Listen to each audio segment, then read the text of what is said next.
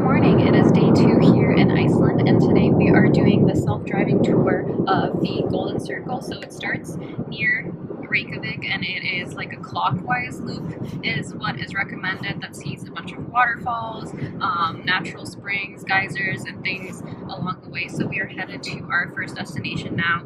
We're about 20 minutes away, and it is Gullfoss, which is one of the waterfalls. The first stop is about 40 minutes from the city, and we kind of just left the city and are entering more of the mountains here. I'll show you guys the scenery a little bit. And the overall loop, just to drive it, I think is 3 to 4 hours, but with stops and everything, I think it's estimated 5 to 6, but I'll tell you how long we spend. We just left at 6 a.m. and we'll see what time we get back later today. We are at our first stop, just 5 kilometers off the main road, and we are the only people here. There are actually a ton of tiny waterfalls along the hillside from the snow melting that you can see, but the big waterfall should be here to our right. We can't see it quite yet, but we can hear it.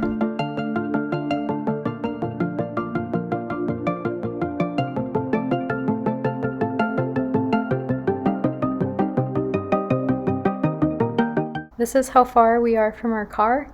It's just us and this waterfall, all to ourselves. Incredible scenery. It is so cool.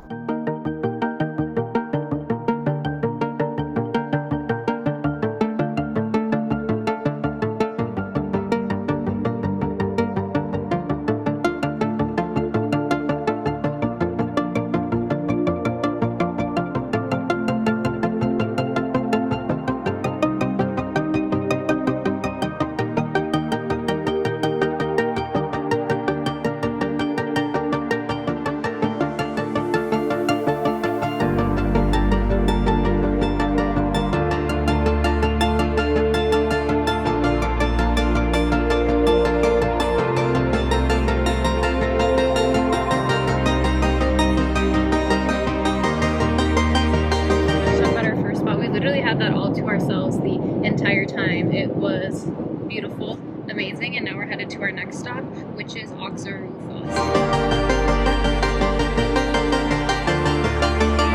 There's our vehicle, only car parked. We paid for parking about $6, and we probably didn't have to. There's no one here, but just to be safe. And I think it's a short little walk up to the falls.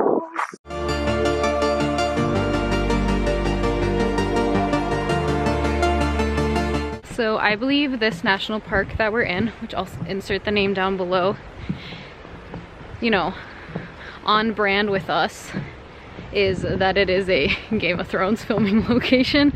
I think they filmed some of the scenes in the later seasons where Arya was running around with Brynn and the Hound and things like that. And the paths here are super nice, very accessible for anyone flat.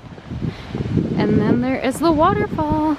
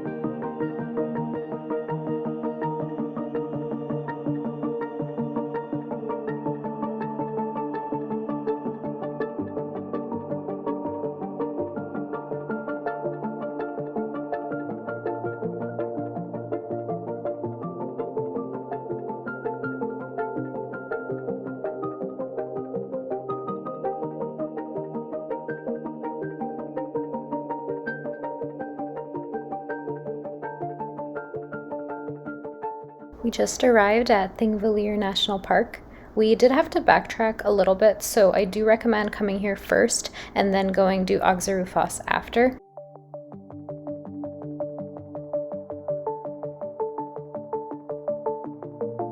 One of the reasons that the national park is so quiet is because it technically opens at 9, but you can still get there and park before then. But the visitor center bathroom, and things like that aren't open yet. So this national park is actually famous for being the only place in the world where you can sit between two continental plates of North America and Europe.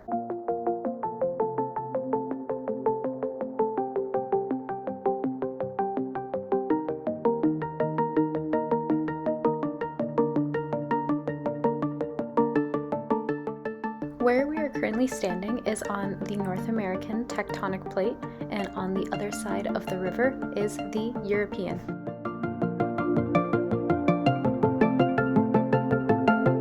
Another item on the Golden Circle tour checked off. We finished Thingvellir National Park. So if you do want to get there early and have less crowds, I would recommend going before 9 a.m. It seemed to be the time that tour buses started pulling up. So right when we were leaving, there was a lot of tour buses pulling up and more tourists coming, because when we were there, there was one other car in the parking lot when we got there, and then when we left, the parking lot was starting to fill up. But super cool, totally worth it. There's a lot of hikes and other things you can do in the area, and a lot more of it seems to open up. Like some of it's blocked until 9 a.m. the actual opening time. That's when the visitor center opens, bathrooms, things like that. So, and if you want to scuba in between the tectonic plates, you obviously have to do like a guided tour and then do that during those more busy. We made it to our next destination. We did have to pay for parking. It was around $5, and you can pay at a kiosk in the parking lot.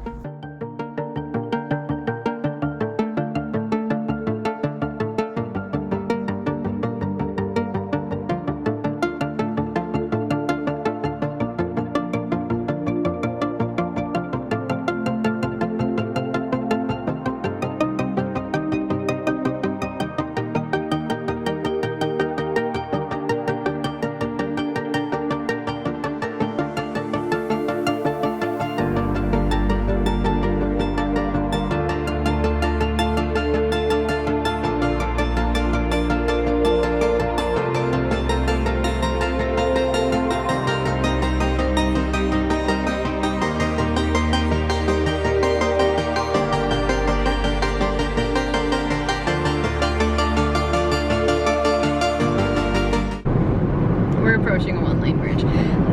So we saw the geyser erupt. We did see it with our own eyes. I was too busy talking, so I only got kind of the after effects on video. But it was pretty cool. Smelled a little bit like rotten eggs. Not too bad. But there is a ton of touristy stuff in that area, so you could grab a bite to eat, things like that. But we are now headed to Gullfoss, which is just 10 minutes from the geyser, one of the big waterfalls.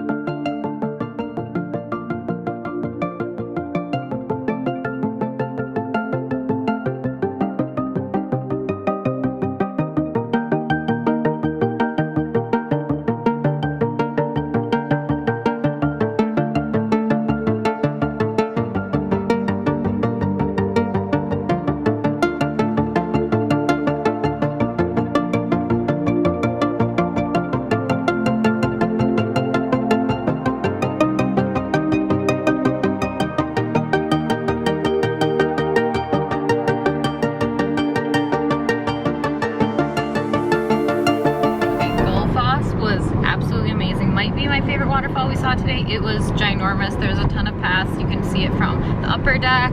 The lower deck stand like really close to it, gets splashed by the waterfall, but totally worth it, and it's free. So now we are headed to lunch. We're going to Reykjavik, I think that's correct, which is a tomato greenhouse along the loop, and they serve like a lot of tomato-based products, and you can also eat in the greenhouse, which is pretty cool. So we're gonna check that out, and fingers crossed it's opened since we've been burnt by food options being closed. See, the thing about us is we're always gonna end up on a random narrow gravel road no matter where we go. This was the fastest route on the GPS. There's a way to get there by highway. I guess they're counting this as faster. But we're taking the scenic route through the countryside. So it did turn out that you do need to make a reservation, but the restaurant does have a small bar area that does one of their tomato soups as well as some desserts and drinks. So that is still an option if you do not have a reservation, but there's only a few tables, so it is not guaranteed you'd be able to sit down.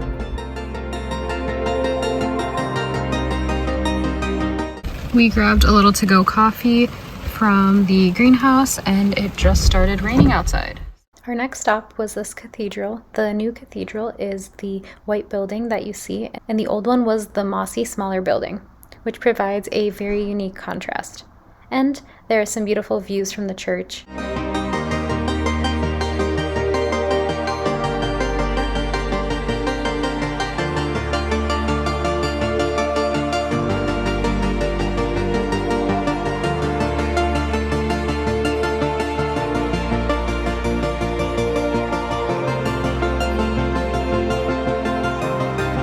We're having some sandwiches in our car with some beautiful views just outside the church.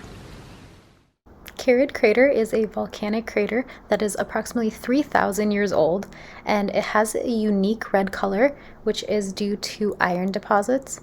There is a small entrance fee of about $3 to explore the crater. So you can fully walk around the perimeter at the top of the crater, and also take a staircase down to the bottom and walk the bottom perimeter right on the water.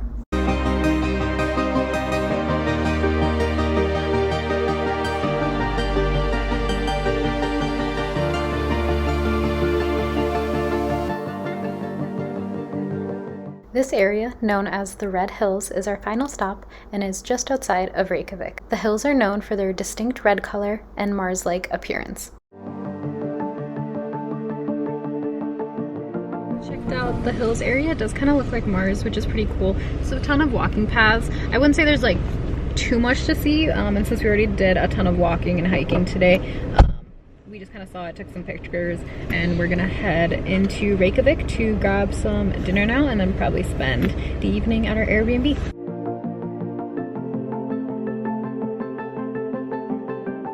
So we just got food by the Old Harbor at the famous fish and chip spot here called the Jninen. And it was about $46 for 2 fish and chips with 2 remoulade sauces. Cute little box. It was a bit spendy. And you get a good piece of fish, a lot of chips. Looks pretty good. Excited to try it. That concludes our Golden Circle loop and second day in Iceland. Stay tuned for day 3, where we head to the southern coast.